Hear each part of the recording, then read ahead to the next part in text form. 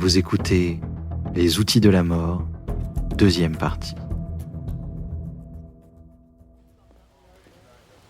Au cours de l'enquête entourant le meurtre de George Thompson, les policiers accumulaient des preuves contre son beau-frère, Earl Thomas.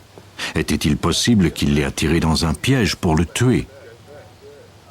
Il manquait un élément crucial pour résoudre l'enquête. Prouver que le suspect s'était bien trouvé sur la scène du crime. Les câbles électriques étaient encore accrochés à la batterie de l'auto de la victime. Si elle avait branché ces câbles sur la batterie de la voiture du meurtrier, il était possible que des marques de pince s'y trouvent encore. Il y avait effectivement des marques récentes sur la batterie de la voiture que conduisait le suspect. Et ces marques semblaient avoir été créées par des pinces de câbles électriques. Les policiers demandèrent à l'expert Pat Lane de vérifier si ces marques provenaient des pinces trouvées sur la scène du crime. C'était la seule façon de prouver que le suspect s'y était trouvé. Tout comme les empreintes digitales, les outils laissent des traces uniques que l'on peut identifier. Sur la batterie du suspect, il y avait des traces de dentelure provenant des pinces du câble. On trouva également une égratignure sans doute causée parce que le câble avait été retiré trop rapidement. Lane croyait que cette égratignure avait été causée par une des dentelures en particulier. Pour valider son hypothèse, il prit le câble de la scène du crime et accrocha la pince à un morceau de plomb. Grâce à un stéréoscope, il put ensuite examiner les deux séries de marques simultanément. Il compara les marques obtenues lors de ses essais à celles qui se trouvaient sur la batterie de l'auto du suspect.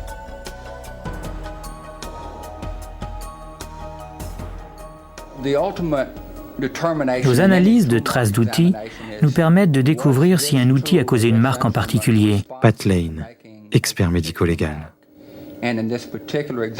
Dans ce cas-ci, j'ai conclu que la marque sur cette pince, qu'on voit sur le moniteur, et cette autre marque qui avait été créée par les câbles de la victime, avait été faite avec le même outil.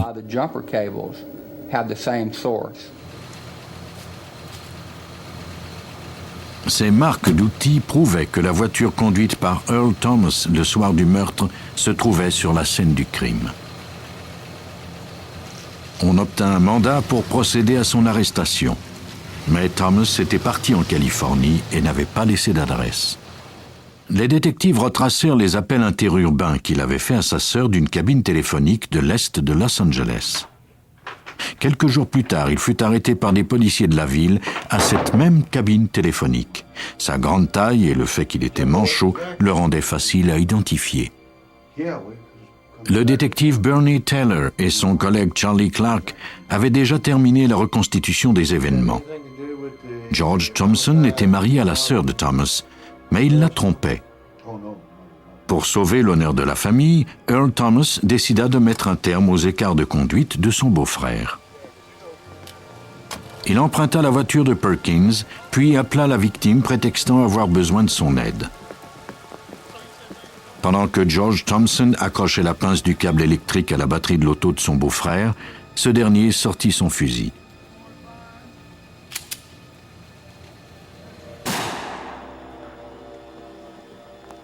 Thomas nia toute implication dans le meurtre.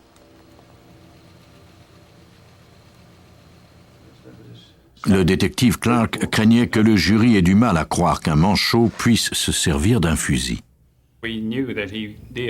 Nous savions qu'il pratiquait la chasse et nous avons abordé le sujet. Je lui ai donc demandé comment il arrivait à manipuler un fusil d'une seule main. Il m'a répondu « Je tiens mon arme comme ça et je dépose le canon du fusil à cet endroit. » C'est très facile.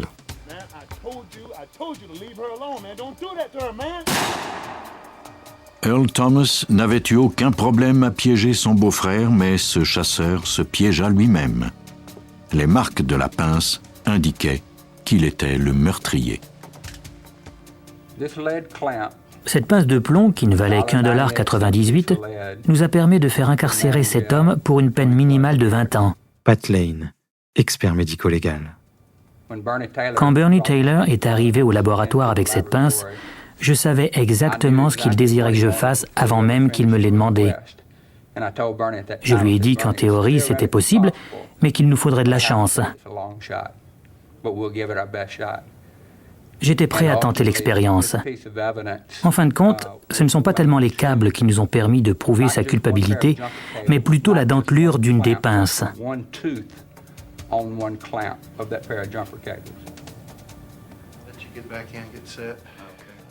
Dans la petite ville de Zachary, l'expérience des détectives est parvenue à transformer des preuves indirectes en preuves solides grâce à la criminalistique. La mort de Thompson était le résultat d'une vendetta personnelle. En Floride, en 1990, 2 meurtres avaient été perpétrés au hasard. Sans piste, les policiers ne pouvaient pas bouger. Le 26 août, les étudiants de l'Université de Floride à Gainesville se préparaient pour la rentrée. En ce dimanche après-midi, Ricky et George Powell se rendirent sur le campus pour voir le nouvel appartement de leur fille Christina. À leur arrivée, ni elle ni sa colocataire ne répondirent à la porte. Ils demandèrent au concierge de la leur ouvrir, mais les jeunes femmes avaient fait changer la serrure et le concierge n'avait pas la clé. Les Powell étaient de plus en plus inquiets pour leur fille. Craignant le pire, ils téléphonèrent à la police. Un agent du service de police de Gainesville les rencontra devant l'appartement. Il força la porte. En entrant, il aperçut le corps d'une femme sur le canapé. Il empêcha les parents de le suivre. Il fallait garder la scène du crime intacte. De plus, le meurtrier était peut-être encore à l'intérieur de l'appartement. L'agent ne trouva pas le tueur, mais plutôt le corps d'une autre jeune femme. Les 2 victimes avaient été violées, puis poignardées. La brutalité de ces crimes ainsi que la façon dont le meurtrier avait laissé leur corps laissait croire à la police qu'il était rusé et méthodique. Les policiers craignaient qu'il ne récidive bientôt.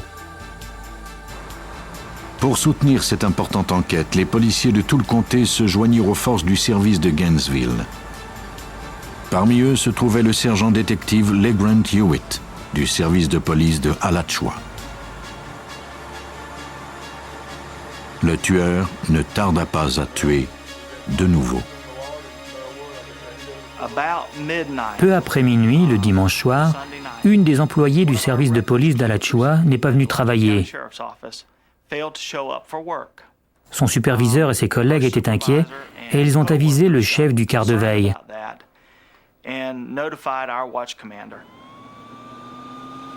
On envoya un agent à l'appartement de Krista Hoyt. Il n'y eut pas de réponse à la porte. L'agent remarqua cependant qu'il y avait une ouverture dans le store vénitien. L'agent s'est agenouillé et il a éclairé la pièce à l'aide de sa lampe de poche. C'était la chambre de Krista Hoyt. Elle était assise sur le côté de son lit, comme dans une mise en scène, et elle avait été décapitée.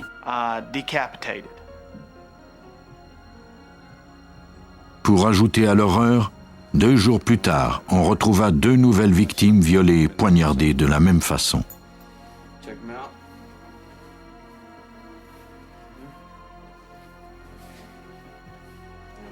La nouvelle de ces meurtres sema un vent de panique sur le campus de l'Université de Floride. Les détectives n'avaient pas une minute à perdre. Ils devaient stopper ce dangereux tueur rituel. À Gainesville, en août 1990, les policiers craignaient d'avoir affaire à un tueur rituel. Ce forcené avait tué 5 femmes en seulement 3 jours.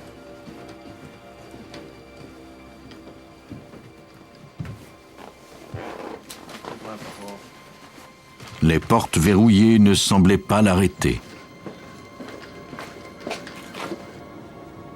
Au premier appartement, il avait forcé la serrure de la porte en bois.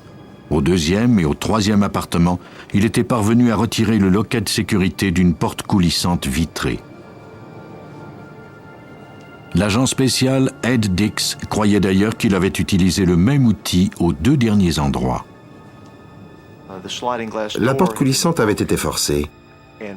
Il y avait des marques sur le cadre d'aluminium. Les policiers photographièrent les dommages près des portes où le tueur était entré par effraction. On retira également une section du cadre de la porte en bois de la première scène pour l'envoyer à l'expert David Warniment du laboratoire criminalistique de Jacksonville. En examinant la porte, j'ai tout de suite constaté que le tueur s'était servi d'un tournevis de 8 mm dont l'embout était dentelé.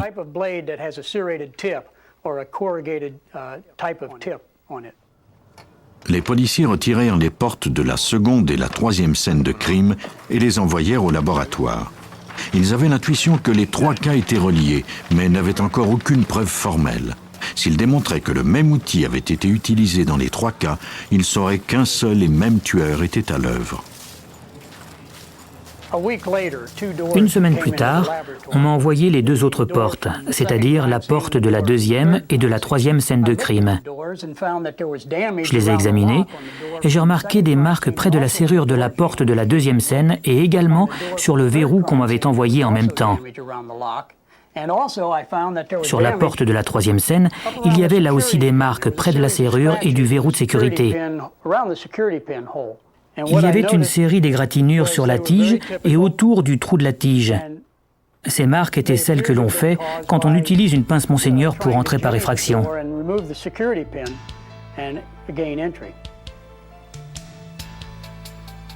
Warniment fit un moulage en silicone des rayures faites sur toutes les portes. Le silicone est mélangé à un agent durcisseur. Quand il se fige, il crée une impression parfaite. Après avoir analysé les marques des 3 scènes, Warniment conclut que le meurtrier avait utilisé un tournevis de 8 mm dont l'embout était dentelé.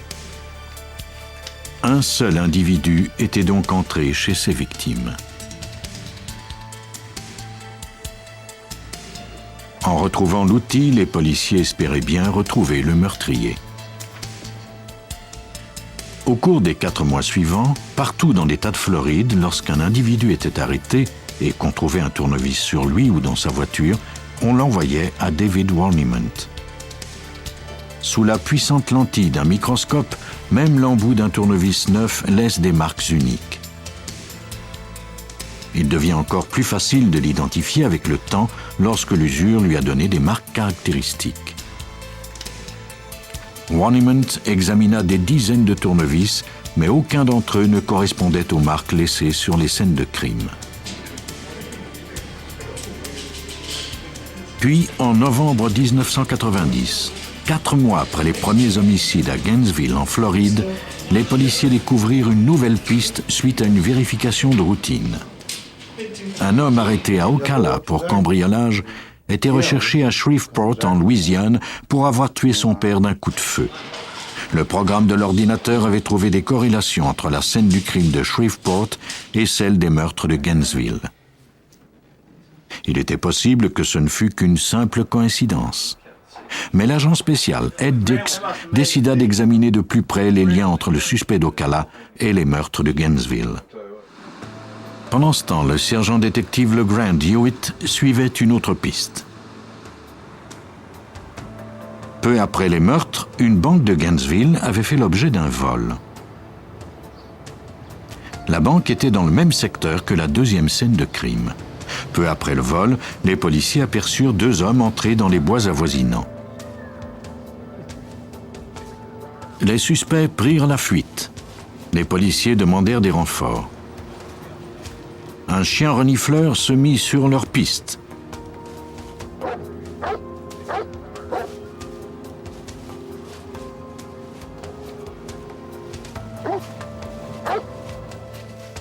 Les policiers aboutirent à un petit site de camping improvisé. Ils y trouvèrent d'importantes liasses de billets de banque apparemment volés à la banque le jour même.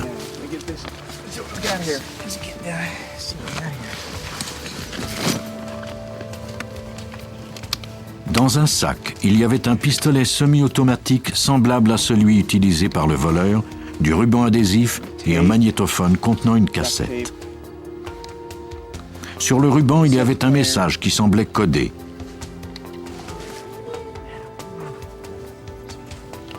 L'homme s'identifiait comme étant un certain Danny Rolling. Il y chantait 11 chansons qu'il avait écrites lui-même. La plupart étaient sur l'air des portes du pénitencier. Le ruban se terminait par ce qui était vraisemblablement le prélude à un meurtre. Ce n'est pas le chemin que j'ai voulu emprunter, mais je vais tenter de le parcourir comme un vrai homme. Il y a quelque chose que je dois faire. Le ruban indiquait que Rolling était à Gainesville au moment où les meurtres avaient été commis.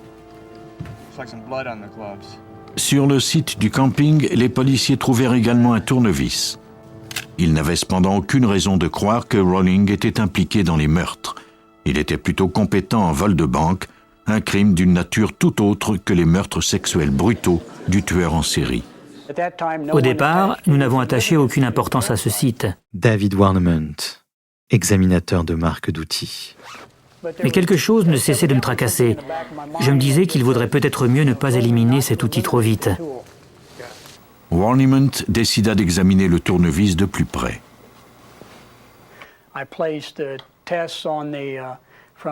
J'ai mis le tournevis sous un microscope, juste à côté des moulages de silicone des marques de la porte de la troisième scène de crime. En l'espace de 5 ou 10 minutes, j'ai réalisé qu'il y avait beaucoup de caractéristiques communes. J'avais dans les mains le tournevis qui avait endommagé cette porte. L'expert répéta l'analyse avec la porte de la seconde scène de crime. Une fois encore, j'ai comparé les marques sur la porte et la pointe du tournevis. J'ai noté assez de correspondances pour affirmer que cet outil avait causé les marques sur la porte et le verrou de la seconde scène de crime. Les marques d'outils prouvaient que le tournevis trouvé sur le site de camping de Danny Rolling était le même que celui utilisé pour forcer les portes des appartements des victimes. Quand on présenta à Rolling ses preuves contre lui, il passa aux aveux et décida de faire la lumière sur sa vie de criminel. Il avait développé son talent pour entrer dans des maisons pendant le sommeil des occupants lors de cambriolages. Il a commencé à l'adolescence comme voyeur, Agent spécial Ed Dix. puis il est devenu voleur et ensuite violeur. Il était un voleur très efficace. Il aimait par-dessus tout entrer par effraction chez les gens et faire tout ce qui lui plaisait sans réveiller personne.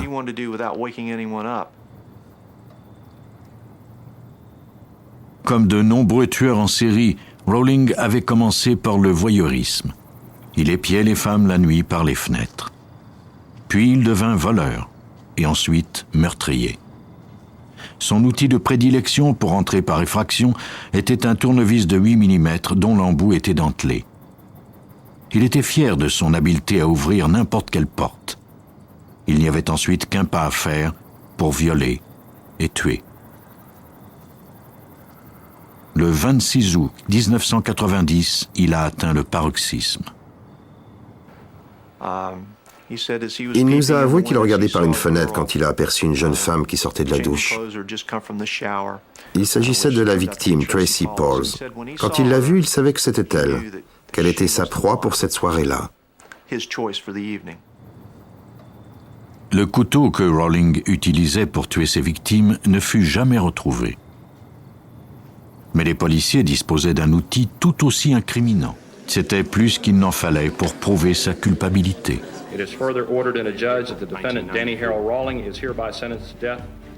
L'identification de marques d'outils peut sembler bien simple comparativement aux autres sciences judiciaires. Elle ne requiert qu'un simple examen visuel.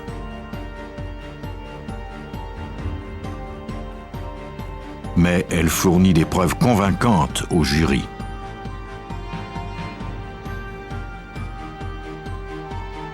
Quelques marques à peine visibles suffisent à faire inculper un suspect.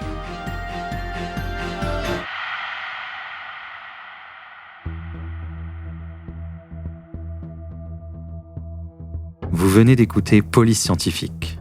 Si vous avez aimé ce podcast, vous pouvez vous abonner sur votre plateforme de podcast préférée et suivre Initial Studio sur les réseaux sociaux. Cet épisode a été écrit par Steven Zorn. Il a été réalisé par Joe Witcha. Police Scientifique est un podcast coproduit par Initial Studio et New Dominion Pictures, adapté de la série documentaire audiovisuelle New Detectives, produite par New Dominion Pictures. Production exécutive du podcast, Initial Studio.